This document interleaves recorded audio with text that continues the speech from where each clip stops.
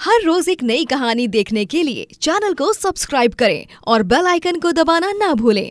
पायल की शादी शहर में होती है। पायल की सास सरोज और ननद कोमल उसको घर दिखाने लगते हैं। माँ जी, घर तो कितना बड़ा है, कमरे में कितने सारे हैं कमरे। हाँ बहू, और अब ये तेरा ही घर है। वैसे घर तो पूरा देख ही लिया। चल अब मैं तुझे तेरे कमरे में लेकर चलती हूँ। अपने कमरे में जाकर थोड़ा आराम कर लियो, थक भी गई है ना तू काफ़ी। हाँ, ये तो सही कहा माँ जी आपने, थकान तो बहुत हो रही है।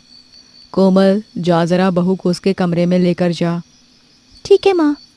कोमल अपनी भाभी को उसके कमरे में लेकर जाती है। अगली सुबह पायल पहली रसोई की रस्म के लिए रसोई में जाती है और रसोई देखकर पायल काफ़ी हैरान हो जाती है। ये क्या? अरे ये रसोई है। इस बंधी हुई रसोई में कोई खाना कैसे बना सकता है? ना बाबा ना, मुझसे तो यहाँ खाना नहीं बनाया जाएगा और ना ही मैं यहाँ खाना बना रही हूँ। मैं तो जा रही हूँ छत पर खाना बनाऊंगी। पायल को मॉडर्न रसोई बिल्कुल भी पसंद नहीं आती है और वो उसी समय बर्तन लेकर छत पर चली जाती है। यहाँ पर ईंट तो पहले से ही है, अब ईंट को जोड़कर ही मैं चूल्हा बनाती हूँ और फिर छत पर ही ऐसे हर रोज़ खाना बनाया करूँगी। यहाँ पर कितनी जगह है, सब बहुत ही अच्छे से हो जाएगा। पायल अब छत पर ही मिट्टी का चूल्हा बनाती है और छत पर ही खाना बनाना शुरू कर देती है। कुछ देर बाद पायल के ससुराल वाले भी उठ जाते हैं। अरे अमन, बहू कहाँ है? सुबह से दिखी नहीं। हाँ माँ, मैं तो रसोई में भी देखकर आ गई। मुझे लगा आज भाभी की पहली रसोई की रस्म है तो वो रसोई में ही होंगी, लेकिन भाभी तो रसोई में भी नहीं है। माँ सुबह जल्दी तो उठ गई थी पायल, उसने मुझे भी उठाया था, लेकिन मुझे काफी नींद आ रही थी इसलिए मैं उठा नहीं। लेकिन मुझे नहीं पता कि पायल कहाँ है। तभी अमन का छोटा भाई अरुण आता है। माँ, भाभी छत पर खाना बना रही हैं। आपने कहा है क्या भाभी को छत पर खाना बनाने के लिए? क्या छत पर खाना? चलो तो जरा छत पर।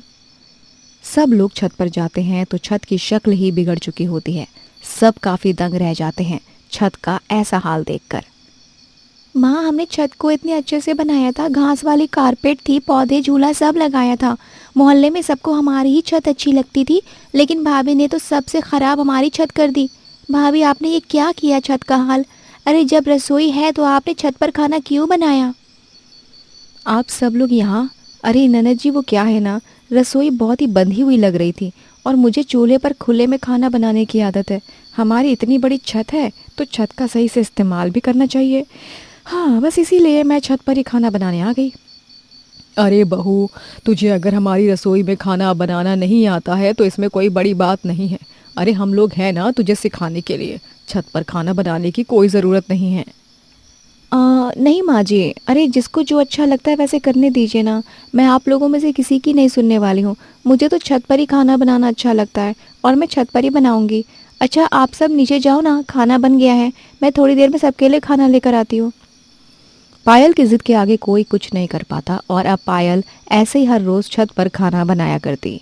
कुछ दिनों बाद बारिश का मौसम बन रहा होता है, जिसे देखकर सरिता कहती है, बहू लगता है काफ़ी बारिश होने वाली है, तो एक काम कर, नीचे आज जाकर खाना बना ले। छत पर चूल्हा जलाएगी और अगर बारिश हो गई तो तेरी मेहनत खराब हो जाएगी। अरे माँ जी, आप ना ऐसे परेशान मत होइए, है ना, सब ठीक हो जाएगा, कोई दिक्कत नहीं आएगी। अरे मैं भी तो ढीठ हूँ, आप देखती जाओ, बारिश होते हुए भी छत पर मैं कैसे खाना बनाती हूँ। पायल एक बड़ी सी तरपाल लेकर छत पर चली जाती है और तरपाल को डंडे की मदद से चारों तरफ से ऊपर से बांध देती है। हो गई ना छत की भी छत। अब बारिश में खाना भी आराम से बन जाएगा और कोई नुकसान भी नहीं होगा। खुले में खाना भी बनेगा और खाना जो है बारिश की वजह से रुकेगा भी नहीं। तेज बारिश में भी जब पायल छत पर खाना बनाकर सबको देती है तो सब हैरान हो जाते हैं। माँ, अब ना बहुत हो रहा है। भाभी को देखकर तो बिल्कुल भी ऐसा नहीं लग रहा है कि भाभी ज़िंदगी में कभी हमारी रसोई का इस्तेमाल करेंगी, लेकिन इतना तो ज़रूर पता चल रहा है कि भाभी हमारी छत का सत्यानाश ज़रूर करने वाली हैं। माँ, आप भाभी को कुछ समझाओ ना। मैं तो समझा समझा कर थक चुकी हूँ। बहुत बार समझा दिया है लेकिन ये नहीं मानती है। माँ जी, ननद, आप क्या खुसुर फुसुर कर रही हो? भाभी आपके बारे में ही बात कर रहे थे कि कब तक आप ऐसी छत पर खाना बनाती रहोगी? फिर तो तुमने गलत सवाल किया है ननद जी। अरे छत पर खाना बनाने में आखिर परेशानी ही क्या है? मैं तो सोच रही हूँ रोज रोज नीचे से छत पर बर्तन ले जाने से अच्छा है सारे बर्तन अब छत पे ही रख दूँ। नहीं नहीं भाभी, आप छत पर खाना बनाती हो, इससे ही हमें बहुत परेशानी होती है। आप बर्तनों पर मेहरबानी कर दो बस। हाँ। पायल किसी की सुन ही नहीं रही थी। कुछ दिनों बाद पायल छत पर खाना बना रही होती है, तभी अपनी छत से पड़ोसन गीता मजाक बनाने लगती है। अरे सरोज की बहू गांव से शहर क्यों आई है? गांव में ही रहना था ना। आप ऐसे क्यों कह रही हैं? और मैं गांव में ही क्यों रहूं? क्योंकि शहर में आने का भी तो कोई फ़ायदा नहीं है। गांव और शहर का पूरा फ़र्क तूने तो मिटा दिया। अरे इसी तरह अक्सर लोग पायल का मजाक बनाने लगते हैं। पायल को ये सब काफ़ी ज़्यादा बुरा भी लगता है। कुछ दिनों बाद पायल बाजार से सामान लेकर आती है। पड़ोसन रमा रोकती है। अरे पायल बहू, वो क्या है ना, गाय ने हमारे घर के आगे गोबर कर दिया है, तो तू उसे लेकर चली जा। मैं क्या गोबर वाली दिख रही हूँ? अरे छत पर रसोई बनाई है तो तू गोबर का भी इस्तेमाल कर लेगी ना। गंवार तो है ही तू, चल लेकर चली जा। पड़ोसन की बात पायल को काफ़ी ज़्यादा बुरी लगती है और वो घर आकर रोने लगती है। पायल की रोने की आवाज़ सुनकर वहाँ सब आ जाते हैं। पायल, क्या हुआ? तुम रो क्यों रही हो? अरे पायल, तुम रो क्यों रही हो? माँ जी, मैंने छत पर चूल्हा बनाकर क्या पाप कर दिया है? सब गंवार क्यों कह रहे हैं मुझे? मैं क्या गंवार हूँ? पढ़ी लिखी हूँ मैं तो। बहू देख, अगर मैं सच बताऊँ तो बुरा मत मानियो, गंवार वाली हरकतें तो तू कर रही है। अरे मैं मना नहीं कर रही हूँ खुले में खाना बनाने से, लेकिन देश के हिसाब से भेष बदलना पड़ता है। जब यहाँ मॉडर्न रसोई है तो तू छत को क्यों खराब कर रही है? भाभी यही बात हम आपको कब से समझाने की कोशिश कर रहे हैं। कभी कभी हालातों को देखकर भी खुद को बदल लेना चाहिए ना। और हर बार बदलाव खराब नहीं होता है, कभी कभी अच्छा भी तो होता है ना, और ज़रूरी भी। शायद आप लोग सही कह रहे हो, मुझे ही समझना चाहिए था। पायल को अपनी गलती का एहसास होता और अब वो छत पर खाना बनाना छोड़ देती है। संध्या एक हिमाचली लड़की थी जो कि काफी ज्यादा गरीब होती है। संध्या के माता पिता उसके बचपन में ही गुजर चुके थे और संध्या के ऊपर अब उसके छोटे भाई वेद की जिम्मेदारी होती है और इसीलिए ही संध्या अपना एक ढाबा चलाती है और अपना घर संभाल रही थी। एक दिन वेद संध्या के पास जाता है और संध्या से बोलता है, दीदी, मुझे कुछ पैसे चाहिए। पैसे? तुम्हें पैसों का क्या काम है? दीदी, वो क्या है ना, मुझे कुछ किताब लेनी है, परीक्षा आ रही है और उन किताब से बहुत मदद हो जाती है। मैडम ने भी यही बोला था कि उन किताबों से पढ़ेंगे तो परीक्षा के लिए बहुत मदद हो जाएगी, इसीलिए मुझे कुछ पैसे चाहिए। ठीक है वेद, दिल लगाकर पढ़ना। मुझे बहुत खुशी होती है तुम्हें पढ़ाई करता हुआ देखकर। मैं तो पढ़ाई कर नहीं पाई मजबूरी की वजह से, लेकिन मैं ये ज़रूर चाहती हूँ कि मेरा भाई वेद बहुत पढ़े और एक बड़ा आदमी बने। संध्या सब कुछ अपने भाई के लिए ही करती है। अपने भाई को पैसे देने के बाद संध्या वहां से ढाबे पर चली जाती है। संध्या के ढाबे पर अरुण नाम का लड़का आता है और वो ढाबे पर खाना खाता है। अरुण को खाना बहुत पसंद आता है और वो बोलता है, खाना तो बहुत स्वादिष्ट बना है। हिमाचल में संध्या जी, आपके ढाबे का खाना और भी ज्यादा स्वाद लगता है। सच में आपके हाथों में जादू है। संध्या अपनी जिंदगी में खुश थी। ढाबा और अपने भाई की पढ़ाई में ही संध्या जीती है, लेकिन संध्या के ढाबे वाली जमीन पर संग्राम सिंह की बहुत समय से नजर थी। इस लड़की को मैंने ज्यादा पैसे भी देने के लिए मान गया, लेकिन यह है कि अपनी जमीन का कुछ ज्यादा ही धौंस दिखा रही है। लेकिन मेरा भी नाम संग्राम है। जब तक मैं अपने मकसद में कामयाब नहीं हो जाता तब तक मुझे भी कहाँ शांति मिलने वाली है। इतनी अच्छी जमीन है, यहाँ अगर होटल बन गया तो पैसे छापूंगा, लेकिन इस लड़की की वजह से अब तक मेरे हाथ बंधे हुए हैं।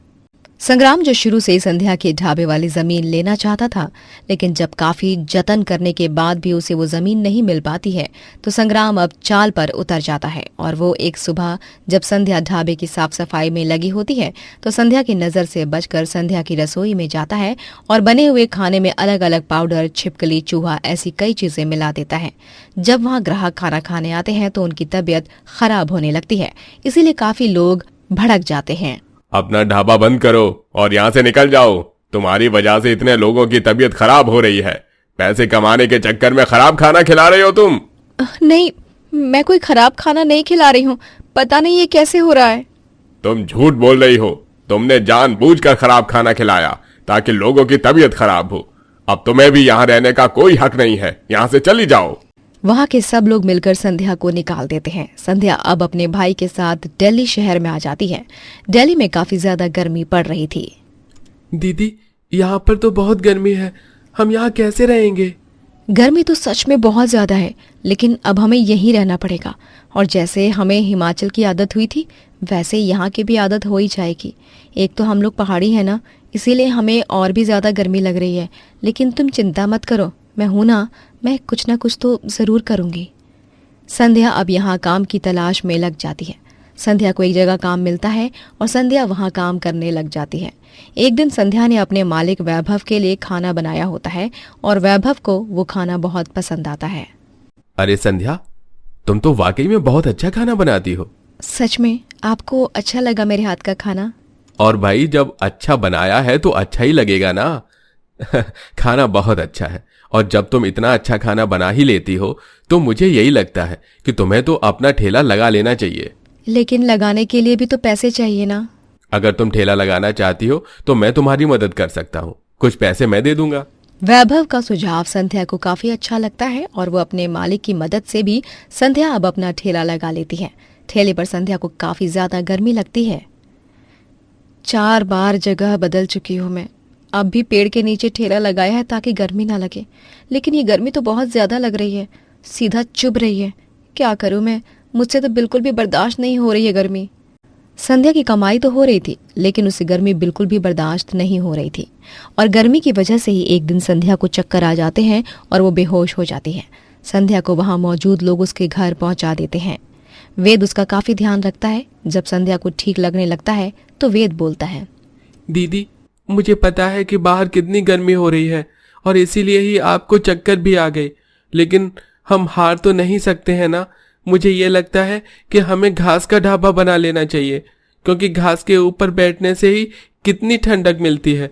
और इस गर्मी में तो हम एसी भी नहीं लगवा सकते हैं, क्योंकि हमारे पास पैसे ही नहीं है ना। तो मुझे यही लगता है कि हमें घास का ढाबा खोल लेना चाहिए।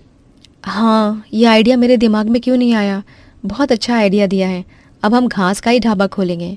संध्या अब अपने भाई के साथ मिलकर घास का ढाबा खोलने की तैयारी में लग जाती है और दोनों भाई बहन मिलकर एक घास का ढाबा खोल लेते हैं।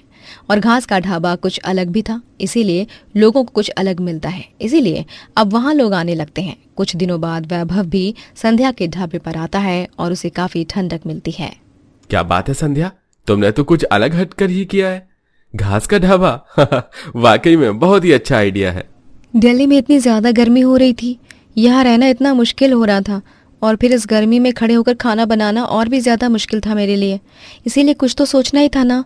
और ये आइडिया मेरा नहीं बल्कि मेरे छोटे भाई का है।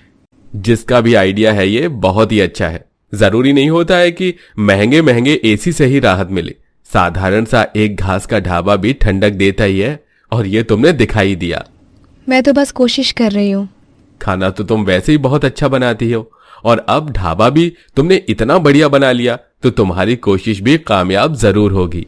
संध्या को भी अब घास के ढाबे में काफी राहत मिल रही थी और लोग भी वहां आना पसंद करते थे। कम समय में संध्या का ढाबा बहुत अच्छा चलने लगता था और आखिरकार संध्या ने इतनी मुश्किलों का सामना करके अपने लिए रास्ता निकाल ही लिया था। दोस्तों, अगर आपको ये कहानी पसंद आई तो लाइक करें, शेयर करें और कमेंट करके बताएं कि कहानी में आपको सबसे अच्छा क्या लगा।